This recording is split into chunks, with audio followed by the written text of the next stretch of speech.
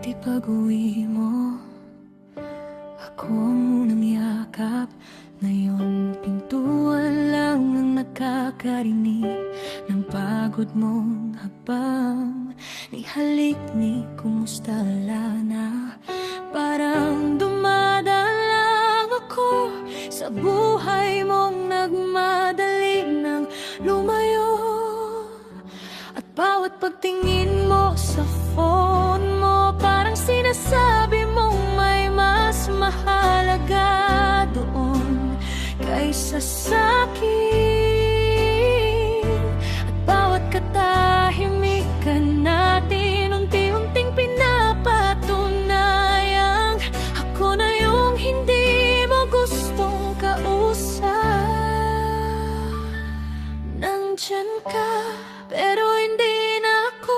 Hawak mo pa kamay ko, pero hindi mo na ako ramdam. Ako pa rin ang kasama mo, pero iba nang iniintindi mong mundo. Napapagod na akong maghintay sa lambing na dati kusa mong binibigay. Gusto kong umalis, pero mas gusto kong marinig sa'yo na wag. Pero hindi mo kaya,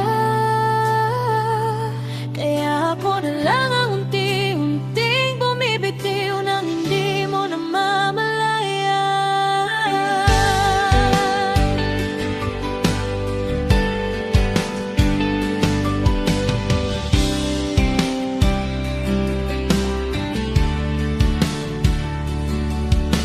Ang hirap magmahal ng taong hindi ka na nakikita, na parang ako pang naiinggit sa oras mong ibinibigay sa iba. Gusto kong sabihin pagod na ako, pero takot akong